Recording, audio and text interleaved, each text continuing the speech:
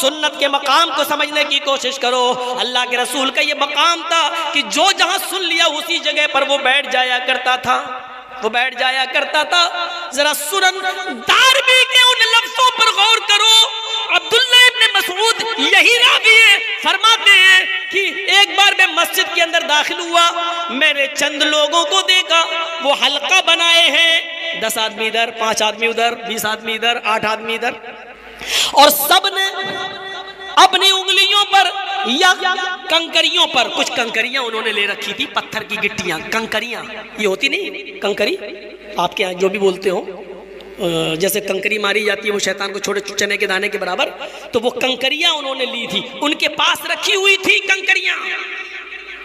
تسبیح پڑھنے والوں، مالائیں گھمانے والوں، حاجی صاحب آئے کہاں سے حج کر کے، کیا لائے؟ تسبیح لائے. کتنا بڑا نیک کام کیا حاجی، کیا لایا؟ تسبیح لایا. اور کتنی اچھے طریقے سے بانٹ رہا، لو دوسروں کو لو. یہ تسبیح کے بارے میں یہ بانٹ رہے ہو نا، کم سے کم سوچ لیا آپ نے عبداللہ ابن مسعود نے کیا کہا تھا ان کے بارے میں. ان کے بارے میں سنندار بھی اٹھاؤ کنکریاں، اور 10 آدمی ادھر، 5 آدمی ادھر، لوگ پڑھ رہے ہیں 100 مرتبہ سبحان اللہ، 100 مرتبہ الحمدللہ، 100 مرتبہ اللہ اکبر. ان کنکریوں پر یہی وظیفے پڑھے جا رہے ہیں. ہاں آج بھی ہمارے معاشرے میں ہم نے دیکھا ہے، جب NRC اور CAA کا مدعا اٹھا تھا، میں نے دیکھا ہے بہت بڑے بڑے شہروں میں، میں نے دیکھا ہے کہ مسجدوں میں باقاعدہ وظیفے ہوئے. اللہ اس دیش کے پردھان منتری کی عقل گھما دے پھرا دے، امت شاہ کی کھوپڑی کو گھما دے پھرا دے. تو وظیفے ہوئے اور لوگوں نے 100 لاکھ مرتبہ وظیفے پڑھے. تسبیح پر لا الہ الا اللہ کا ورد اور سبحان اور اس کا یہ حسبنا اللہ و نعم الوکیل کا ورد 100 لاکھ مرتبہ 100 لاکھ مرتبہ پڑھا گیا ہے. یہ طریقے آپ اپنائیں گے جو شریعت سے ثابت نہ ہو، وہ طریقے اپنائے گئے. عبداللہ ابن مسعود فرماتے ہیں کہ میں نے دیکھا کچھ لوگ حلقوں میں بیٹھے ہوئے ہیں اور کنکریوں پر پڑھ رہے ہیں، کوئی 100 مرتبہ سبحان اللہ، 100 مرتبہ الحمدللہ، 100 مرتبہ اللہ اکبر ان کنکریوں پہ پڑھ رہا ہے. تو عبداللہ ابن مسعود نے ان کو بد دعا دی، اللہ تمہیں ہلاک کر دے. ایک صحابی کی بد دعا. ان کنکریوں پر پڑھنے والے صحابیوں کو کیا کہہ رہے ہیں؟ عبداللہ ابن مسعود فرما رہے تمہاری ماں تمہیں کھو دے، تمہاری ماں تمہیں گم پائے، تمہاری ماں تمہیں مرا ہوا پائے، یعنی تم مر جاؤ، تم ہلاک ہو جاؤ، تم برباد ہو جاؤ. ان صحابیوں نے پوچھا، اے عبداللہ ابن مسعود آپ کو کیا ہو گیا ہے؟ آپ ہمیں مسجد میں آنے کے بعد بد دعا دے رہے ہو، ہم تو اچھا کام کر رہے ہیں. عبداللہ ابن مسعود کہتے ہیں یہ اچھا کام ہے. ان لوگوں نے کہا ہاں ان کنکریوں پر ہم 100 مرتبہ سبحان اللہ، 100 مرتبہ الحمدللہ، 100 مرتبہ اللہ اکبر پڑھ کر اللہ کی تسبیح ذکر و اذکار کر رہے ہیں. تب عبداللہ ابن مسعود نے کہا ہے میں تمہیں بد دعا نہ دوں تو کیا دوں؟ ابھی جناب محمد رسول اللہ کے کپڑے پرانے نہیں ہوئے، ابھی نبی اکرم کو اس دنیا سے گئے ہوئے زیادہ دن نہیں ہوئے، ابھی محمد رسول اللہ کو انتقال کیے ہوئے زیادہ زمانہ نہیں ہوا، ابھی نبی اکرم کے کپڑے پرانے نہیں ہوئے، ابھی نبی اکرم کے برتن پرانے نہیں ہوئے، ابھی اللہ کے رسول کی چھڑی آپ کی پرانی نہیں ہوئی، اور تم نے دین کے اندر ایک نئی چیز نکال لی، دین کے اندر تم نے ایک نئی بدعت نکال لی. ہم نے اللہ کے رسول کے زمانے میں نبی اکرم کو اور آپ کے صحابہ کو ان انگلیوں کے پور پر پڑھتے ہوئے دیکھا ہے، سبحان اللہ، الحمدللہ، اللہ اکبر، اور تم نے کنکریوں پر پڑھنا شروع کر دیا ہے. ابھی اللہ کے نبی کے کپڑے پرانے نہیں ہوئے اور تم نے دین کے اندر نئی بدعت نکال لی. یہ صورتحال تھی.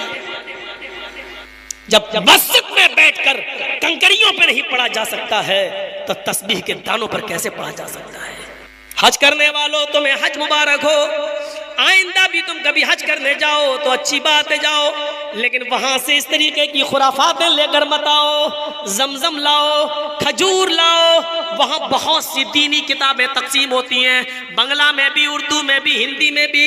آپ وہاں سے دینی کتابیں لے کے آئیے، کسی کو تسبیح دینے کے بجائے آپ کسی کو اپنی بنگلہ زبان میں وہاں سے لائی ہوئی دین کی کتاب دے دیجئے، قرآن لا کر دے دیجئے، آپ کے لیے یہ چیز بھی ثواب کا باعث بنے گی۔ آپ ان چیزوں کو دے رہے ہیں جس کا قرآن و حدیث کے اندر کوئی وجود نہیں ہے۔ ہمیں سوچنا چاہیے، اور ابھی تک نہ معلوم تھا تو اس لیے اللہ سے توبہ کیجئے، اب معلوم ہو جانے کے بعد ان چیزوں سے بچیے۔ آپ کو نہیں معلوم شریعت کیا ہے؟ آؤ میں تمہیں بتاؤں شریعت کیا ہے۔ حضرت عبداللہ ابن عمر اپنے ایک ساتھی حضرت مجاہد کے ساتھ سفر کر رہے ہیں، ایک جنگل کی طرف سے ایک شہر کی طرف گھسنا ہوا، آپ کا جانا ہوا، ظہر کی نماز کا وقت تھا۔ حضرت عبداللہ ابن عمر کہنے لگے مجاہد آس پاس کہیں مسجد نظر نہیں آ رہی ہے، ہم کو ظہر کی نماز پڑھنا ہے۔ حضرت مجاہد کہتے ہیں ہاں کوئی مسجد تو نظر نہیں آتی ہے۔ ابھی دونوں گفتگو ہی کر رہے تھے کہ اتنے میں اذان کی آواز سنائی دی، اللہ اکبر اللہ اکبر۔ حضرت مجاہد کہتے ہیں اے عبداللہ ابن عمر تمہیں کہیں اللہ کا نام پکارا، کوئی اللہ کا نام پکار رہا ہے کیا؟ تمہیں آواز لگ رہی ہے؟ حضرت عبداللہ ابن عمر نے کان لگایا، فرماتے ہاں آس پاس ہی کہیں مسجد ہے، اذان کی آواز آ رہی ہے، چلو چلو جلدی اس مسجد کی طرف چلتے ہیں۔ جیسے عبداللہ ابن عمر حضرت مجاہد کے ساتھ اس محلے میں پہنچتے ہیں، مسجد کا دروازہ گیا، حضرت عمر مسجد میں داخل ہونا چاہتے ہیں، اتنے میں اذان کا آخری جملہ ادا ہوتا ہے، مؤذن کہتا ہے لا الہ الا اللہ۔ حضرت عمر نے عبداللہ ابن عمر نے سمجھا اذان ہو گئی ہے، اب مسجد کے اندر داخل ہوتے ہیں، اتنے میں مؤذن جس نے اذان دی، اذان دینے کے بعد اس نے ایک لفظ ایک جملہ اپنی طرف سے ادا کر دیا، الصلاۃ الجامعہ الصلاۃ الجامعہ، لوگو جلدی آؤ مسجد میں، جلدی آؤ نماز کھڑی ہونے والی ہے، نماز کھڑی ہونے والی ہے۔ دیکھیے کوئی برا جملہ نہیں کہا، اس نے نمازی کے لیے بلایا، اس نے صرف یہ کہا لوگو جلدی آؤ مسجد میں جماعت کھڑی ہونے والی ہے۔ عبداللہ ابن عمر نے مسجد میں قدم رکھ دیا تھا، حضرت مجاہد سے کہتے ہیں مجاہد میرا ہاتھ پکڑو، مجاہد مجھے گشی آ رہی ہے، مجاہد مجھے چکر آ رہے ہیں، میں گر جاؤں گا۔ مجاہد کہتے کیا ہوا؟ حضرت عبداللہ ابن عمر کہتے ہیں مجاہد مجھے یہاں سے نکالو، اس مسجد میں میں نماز نہیں پڑھوں گا، یہ بدعتیوں کی مسجد ہے، یہ بدعتیوں کی مسجد ہے، اس مسجد سے مجھے نکالو۔ میں نے اللہ کے نبی کے زمانے میں صرف اذان اتنی سنی، لا الہ الا اللہ، اذان کا مطلب ہی ہوتا ہے نماز کے لیے آؤ، لیکن اس نے اپنی طرف سے الصلاۃ الجامعہ کہہ دیا کہ جلدی آؤ نماز کھڑی ہونے والی ہے، اپنی طرف سے کہہ کر اس نے لوگوں کو بلایا۔ یہ نئی چیز اس نے ایجاد کر دی ہے، بدعتیوں کی مسجد ہے، اے مجاہد مجھے اس مسجد سے نکالو، اس مسجد میں میری نماز نہیں ہوگی۔ سوچئے اتنا سا جملہ بڑھ گیا تو مسجد میں نماز نہیں پڑھی، باہر نکلے اپنی پگڑی اتاری، اسی کو چادر بنا لیا، اسی کو زمین پہ بچھا لیا اور بغیر ٹوپی کی نماز پڑھ لی، بغیر امامے کی نماز پڑھ لی، کیونکہ ٹوپی لگانا نہ فرض ہے نہ واجب ہے نہ کوئی زیادہ ثواب کا حامل ہے، اس لیے انہوں نے سوچا زمین پر بچھا لو، سر سے پگڑی اتر گئی تو کیا ہوا؟ میں نے اللہ کے رسول کو ننگے سر نماز پڑھتے ہوئے بھی دیکھا ہے۔ میرے پیارے ساتھیوں، انہوں نے مسجد سے باہر سڑک پر نماز پڑھ لی، اپنے سر کا امامہ اتار کے زمین پہ بچھا کے نماز پڑھنا گوارا کر لیا، لیکن اس مسجد میں نماز نہیں پڑھی ہے۔ ہم اندازہ لگائیں مولانا جرجیز آپ کی مسجد میں نماز پڑھنے کا حق رکھتا ہے؟ باہر سے آنے کے بعد جس مسجد کے اندر ہر فرض نماز کے بعد دعا کو ضروری سمجھ کے مانگا جاتا ہو اور امام کو مجبور کیا جاتا ہو، بتائیے کون سے کس خیال سے مسجد میں داخل ہوا جائے؟ اللہ تعالیٰ نے ان امیروں کو ایسی سزا دی ہے، کل تک یہ غریبوں کی لڑکیوں کو ڈانس کرایا کرتے تھے، آج اللہ تعالیٰ نے ان امیروں کی لڑکیوں کے جسموں سے کپڑے اتار کر ان کو لوگوں کی نظروں کو دیدار کرنے پر مجبور کر دیا۔ اللہ کے نبی نے کہا جس کی ماں بے پردہ گھومے اور بیٹا اپنی ماں کی بے پردگی پر کچھ نہ بولتا ہو وہ بیٹا بھڑوا، جس کی بیوی بے پردہ گھومے اور شوہر اپنی بیوی کی بے پردگی پر کچھ نہ بولے وہ شوہر بھڑوا، جس کی بہن بے پردہ گھومے اور وہ بھائی اپنی بہن کی بے پردگی پر خاموش رہے وہ بھائی بھڑوا، اور جس کی بیٹی بے پردہ گھومے اور باپ اپنی بیٹی کی بے پردگی پر خاموش رہے وہ باپ بھڑوا۔ ہماری 18-20 سال کی لڑکی جس کی شادی نہیں ہوئی گھر پہ رہتی ہے، اس کے ہاتھ میں اینڈرائڈ موبائل چیخ چیخ کے بتا رہا ہے کہ باپ کی تربیت میں کمی ہے۔ بیٹی کے ہاتھ میں وہ اینڈرائڈ موبائل چیخ چیخ کے کہہ رہا ہے یہ باپ ناکارہ ہے، بیٹی کے آگے باپ کی نہیں چل رہی ہے، باپ مجبور ہو چکا ہے۔ چھوڑیے شادیوں کا حال، جلسے میں آنے والیوں کو دیکھ لو، عید اور بقرعید کے دن عورتوں کے پہناوے دیکھ لو، اور اپنی جوان بچیوں کو دیکھ لو جن کی عمر 10 سال سے بڑی ہے۔ یاد رکھیے گا 10 سال سے بڑی لڑکی کے اوپر پردہ فرض ہو جاتا ہے۔ 10 سال سے بڑی لڑکی کا پھر سر کا ایک بال بھی کسی غیر مرد کو نہیں دکھنا چاہیے۔ ہماری نظروں میں بہت معمولی بات ہے، چھوٹی ہے۔ اللہ کے رسول نے فرمایا تھا جب تمہارا بیٹا 7 سال کا ہو تو اس کو نماز کا حکم دو، اور 10 سال کا ہو تو نماز کے لیے زبردستی کرو، نہ پڑھے تو اس کو مارو پیٹو۔ 10 سال کے بعد قرآن و حدیث کے سارے احکام نافذ ہو جاتے ہیں۔ آج کل 10-11 سال کی لڑکیاں بالغ ہو رہی ہیں، ٹی ویوں پر سیریل ایسے آ رہے ہیں، موبائلوں میں ایسی واہیات چیزیں یوٹیوب وغیرہ پر فیس بک پر آ رہی ہیں کہ ان کو دیکھ کر ہماری لڑکیاں جو کبھی 16-17 سال میں بالغ ہوتی تھیں آج 11-12 سال کی عمر میں بالغ ہونے لگی ہیں۔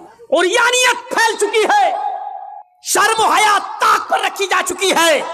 ورنہ تصور کیجئے ایک کپڑا جو جسم سے چپکا ہو، آپ کے پیروں سے چپکا ہوا ہو، اور وہ کپڑا آپ کے گھٹنے اور ران سے ہوتے ہوئے آپ کی کمر تک آئے، جس کو آپ لیگی کہیں، اور اس کے اوپر ایک کرتی پہن لی جائے اور اس طریقے سے مارکیٹ میں بازار میں شاپنگ کی جائے، ایسی عورت کو آپ کی نظر میں فیشن پرست کہا جا سکتا ہے، لیکن محمد الرسول اللہ کی نظر میں یہ لڑکی، یہ عورت ننگی ہے، ننگی ہے، ننگی ہے۔ عاریات ہماری نظروں میں فیشن پرست ہیں، لیکن اللہ کے رسول نے ایسی عورتوں کو کیا کہا؟ ننگی۔ میں نے نہیں کہا ہے، پوچھو ان علماء سے عاریات کا مطلب کیا ہوتا ہے۔ کاسیات کپڑے پہنیں گی، عاریات لیکن ننگی ہوں گی۔ ایسی عورتوں کے بارے میں کہا ہے ننگی ہوں گی۔ یہ ہاف آستینوں کے کپڑے یہاں چل رہے ہیں، یہ کھلا ہوا ہے۔ ساڑیاں چل رہی تو ایسی کہ یہاں تک کا بلاؤز پہنے ہوئے ہیں، یہ کھلا ہے، پیٹ کھلا ہوا ہے۔ اور جو چند برقعے اب چل بھی رہے ہیں، بہار بنگال میں پہلے تو چلتے نہیں تھے، تو اب برقعوں میں بھی ڈیزائن چلنے لگی ہے، کڑے ہوئے برقعے، ڈیزائن دار برقعے۔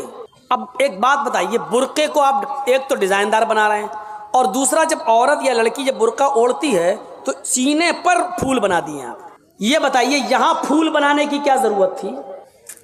جب وہ پہنتی ہے تو پھول سینے پر، اور وہ لڑکی نے یہ برقع خریدا کیوں؟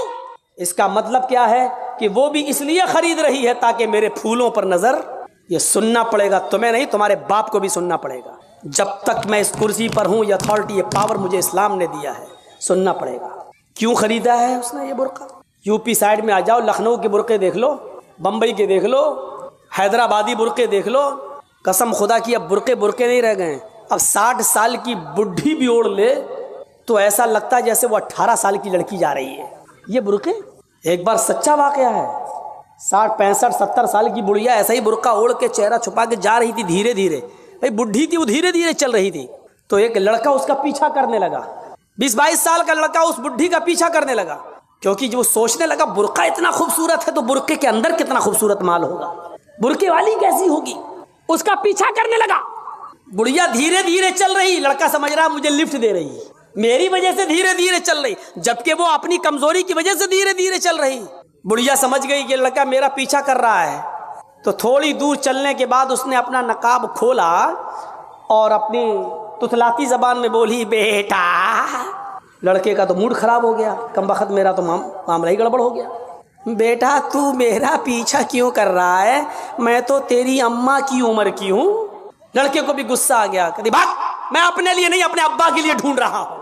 اب 60 65 70 سال کی بوڑھیوں کو ایسے خوبصورت برقعے پہننے کی کیا ضرورت؟ برقعوں کا مقصد جو کبھی تھا پردہ، لیکن آج ان کا مقصد بھی وہ نہیں رہ گیا۔ اللہ کے نبی کے زمانے میں ایک صحابی اللہ کے نبی کے پاس آتی ہیں، مسند احمد کی صحیح روایت، جن کی چادر کپڑے سے نیچے، ٹخنے سے نیچے، چپل سے نیچے زمین کی مٹی اڑاتی ہوئی آتی ہے اور کہتی اللہ کے رسول میں اس چادر کو اوڑھ کر نماز پڑھنے جاتی ہوں۔ آپ نے کہا چادر اتنی نیچی ہونی چاہیے۔ اس نے کہا اللہ کے نبی کبھی کبھی زمین پر پیشاب و پائخانہ پڑا ہوتا ہے، گندگی پڑی ہوتی ہے، تو کیا میں تھوڑی سی اوپر کر کے پائخانہ گندگی کو کراس کر کے آگے نکل جاؤں؟ آپ نے کہا نہیں، دائیں سے نکل جا، بائیں سے نکل جا۔ کہنے لگی دائیں بھی مرد بیٹھے ہوتے ہیں، بائیں بھی مرد بیٹھے ہوتے ہیں، مجھے اسی گندگی کے اوپر سے نکلنا ہے۔ اے اللہ کے رسول اجازت دے دیجئے، میں تھوڑا سا اوپر کر لوں اور نکل جاؤں، اس کے بعد نیچے کر لوں گا، جب گندگی کو کراس کر لوں گی تو چادر میں نیچے کر لوں گی۔ اللہ کے نبی کہتے ہیں اگر مرد دائیں بیٹھے ہیں بائیں بیٹھے ہیں تو تو اسی گندگی کے اوپر سے نکل جا۔ کہنے لگی اللہ کے رسول وہ گندگی میری چادر میں لگ جائے گی، آپ مجھے اوپر اٹھانے کی اجازت نہیں دے رہے ہیں، ٹخنے سے اوپر، چپل سے اوپر چادر اٹھانے کی اجازت کیوں نہیں دے دیتے ہیں؟ آپ نے کہا نہیں، چادر اٹھانے کی اجازت، چپل سے بھی اوپر چادر اٹھانے کی اجازت نہیں دوں گا۔ کہا اللہ کے رسول پھر اس چادر میں پیشاب و پائخانہ لگ جائے گا۔ آپ نے کہا لگ جانے دے۔ کہنے لگی اے اللہ کے رسول اسی چادر کو تو اوڑھ کر میں نماز پڑھتی ہوں مسجد میں، جب اوپر عورتوں کا الگ انتظام ہوتا ہے یا پردے میں عورتوں کا انتظام ہوتا ہے تو میں اسی چادر کو اوڑھے اوڑھے نماز پڑھتی ہوں۔ آپ نے کہا اسی چادر کو اوڑھ کر نماز پڑھ لے۔ کہنے لگی اس میں پیشاب و پائخانہ لگ جائے گا، کیا اسی اور چادر کو اوڑھ کر نماز پڑھ لوں؟ آپ نے فرمایا ہاں اے عورت، جب پیشاب و پائخانہ تیری چادر میں لگے گا، جب تو آگے بڑھے گی تو تیری چادر زمین پر پڑی ہوئی مٹی سے رگڑ کھائے گی، کیونکہ تیری چادر نیچے ہے۔ جب پیشاب و پائخانہ اس میں بھر جائے گا، جب تو آگے بڑھے گی تو زمین پر پڑی ہوئی مٹی پر تیری چادر رگڑ کھائے گی، اور زمین پر پڑی ہوئی مٹی سے رگڑنے کی وجہ سے زمین کی پاک مٹی تیری چادر کو پاک کر دے گی، لیکن تجھے چادر اٹھانے کی اجازت نہیں، اسی چادر میں تو نماز پڑھ لے۔ گندگی لگتی ہے تو لگ جانے دے، آگے بڑھے گی تو زمین پر پڑی ہوئی پاک مٹی تیری چادر کو پاک کر دے گی۔ میرے بھائیوں، پیشاب و پائخانہ دیکھ کر بھی اللہ کے رسول نے عورت کو چادر اٹھانے کی اجازت نہیں دی۔ میری بہنوں، تمہارے دل کیسے گوارا کر لیتے ہیں؟ جلسوں میں بھی چوڑیاں خریدنے کے لیے، بیلونز خریدنے کے لیے، جلیبیاں خریدنے کے لیے تم کس طریقے سے لیڈیز پنڈال سے نکل کر تم بازاروں میں گھوم لیتی ہو؟ شرم آنی چاہیے۔ تمہارے کلیجے اور تمہارے دل کیسے گوارا کر لیتے ہیں کہ لڑکے اور لڑکیاں ایک جگہ شاپنگ کریں، دکانداری کریں، خریداری کریں؟ یہ تمہارے کلیجے، تمہارے ضمیر کیسے گوارا کر لیتے ہیں؟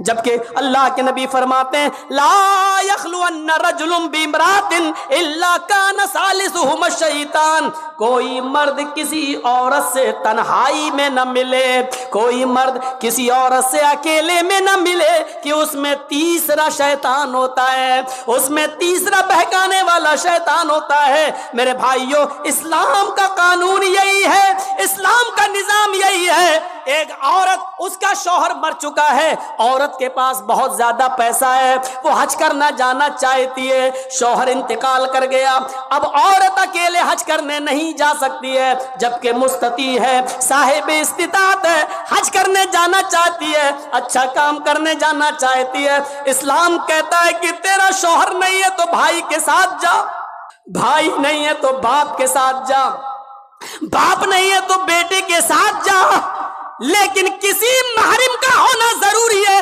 اس کے ساتھ جا۔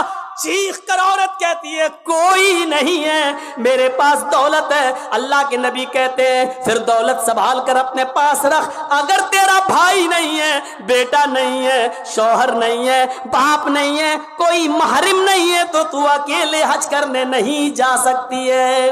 نہیں، اے اللہ کے نبی، میرا پڑوس میں بڑا اچھا نیک حاجی نمازی نیک آدمی رہتا ہے، میں اس کو بھائی بنا لیتی ہوں، چلی جاؤں۔ فرمایا نہیں نہیں، منہ بھولے بھائی کو بھائی بنا کر اس کے ساتھ تم حج کرنے نہیں جا سکتی ہو، اس لیے کہ اپنے منہ سے کسی کو بھائی بولنے سے وہ تمہارا سگا بھائی نہیں ہو جائے گا، اپنے منہ سے کسی کو بیٹا بول دینے سے وہ بیٹا نہیں ہو جائے گا۔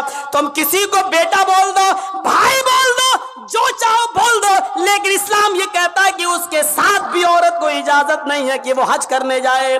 اگر کوئی نہیں ہے تو مت جاؤ, لیکن اسلام اس بات کی اجازت نہیں دیتا ہے کہ تم اکیلے جاؤ یا کسی کو بہن, کسی کو بھائی یا بیٹا بنا کر جاؤ, اس بات کی اجازت نہیں دیتا.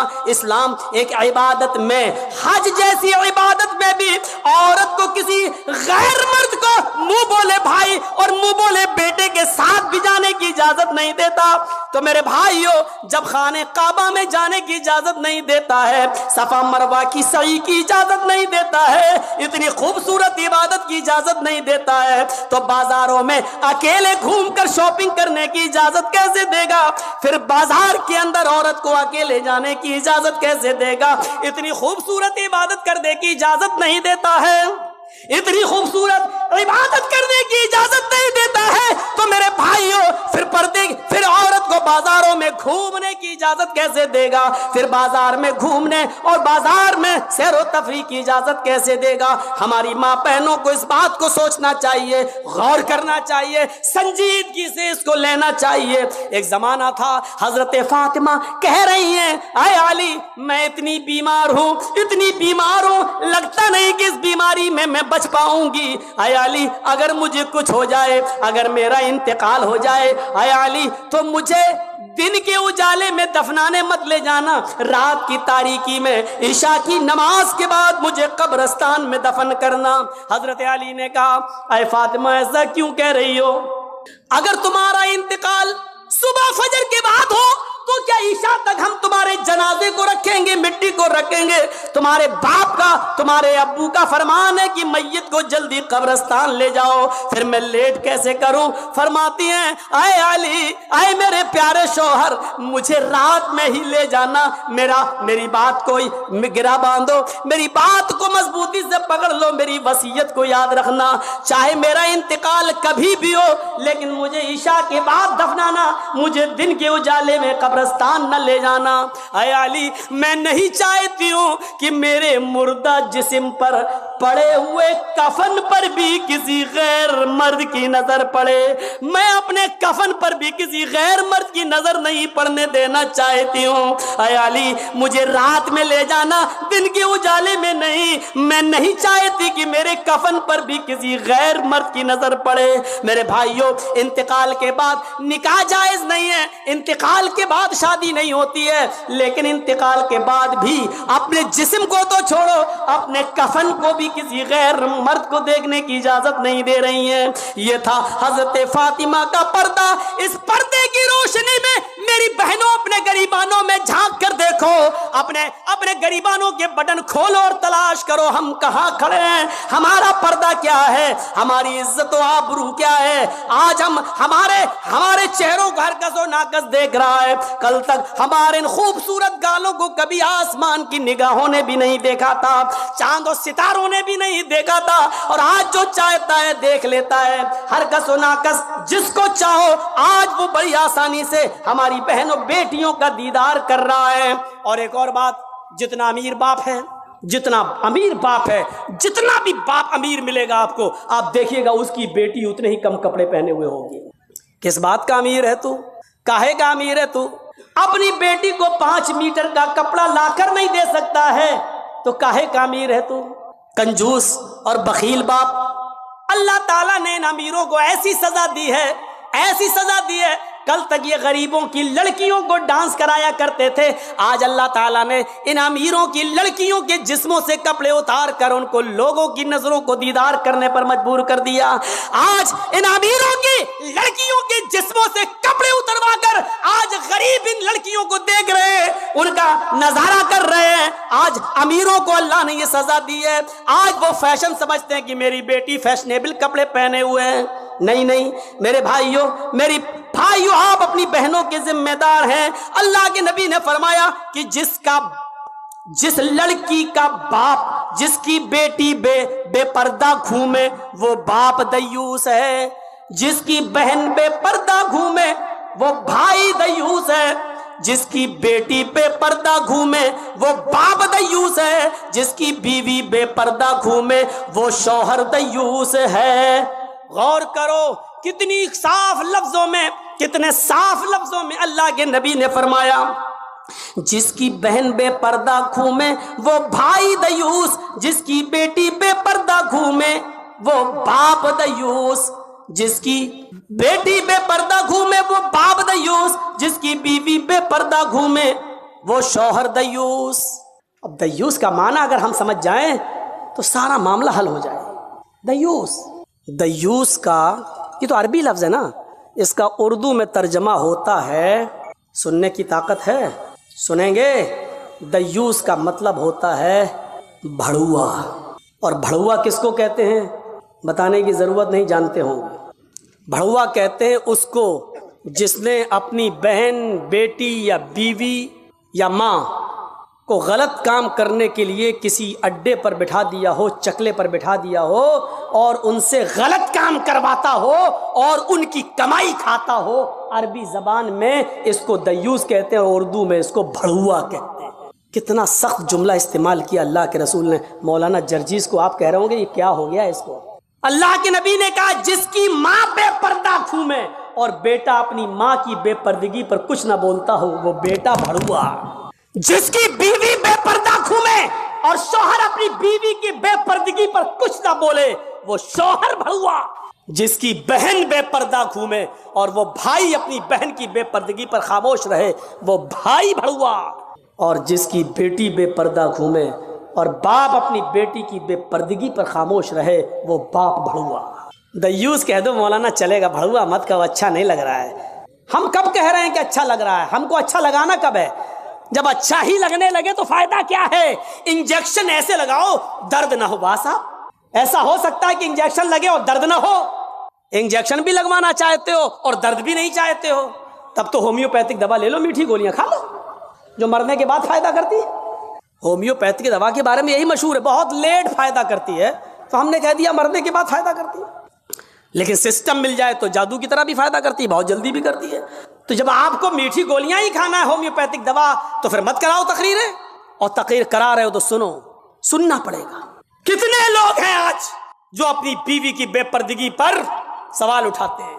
کتنے ایسے ہیں جن کی بیٹیاں آج بے پردہ گھومتی ہیں اور وہ باپ اپنی بیٹیوں کو ڈانٹتے ہیں؟ اگر ماں باپ اپنی بیٹیوں کو صحیح سے ذمہ داری نبھانے لگے تو آج ایک بھی لڑکی کے پاس اینڈرائڈ موبائل نہ ہو۔ ہماری 18-20 سال کی لڑکی جس کی شادی نہیں ہوئی گھر پہ رہتی ہے، اس کے ہاتھ میں اینڈرائڈ موبائل، چیخ چیخ کے بتا رہا ہے کہ باپ کی تربیت میں کمی ہے، باپ اپنی بیٹی پر پورا کا پورا حکمراں نہیں ہے، حاکم نہیں ہے، یا یہ کہہ رہا ہے بیٹی کے ہاتھ میں وہ اینڈرائڈ موبائل چیخ چیخ کے کہہ رہا ہے یہ باپ نہ کر رہا ہے، بیٹی کے آگے باپ کی نہیں چل رہی ہے، باپ مجبور ہو چکا ہے۔ میرے بھائیو، اگر باپ مجبور نہ ہوتا تو بیٹی کے ہاتھ میں اینڈرائڈ موبائل نہیں ہوتا۔ کیا ضرورت ہے بیٹی کے ہاتھ میں دینے کی؟ وہ تو گھر میں رہتی ہے، کیوں چلائے گی صاحب؟ آپ کی بیٹی 18-20 سال کی کیوں فیس بک چلائے گی؟ کیوں واٹس ایپ چلائے گی؟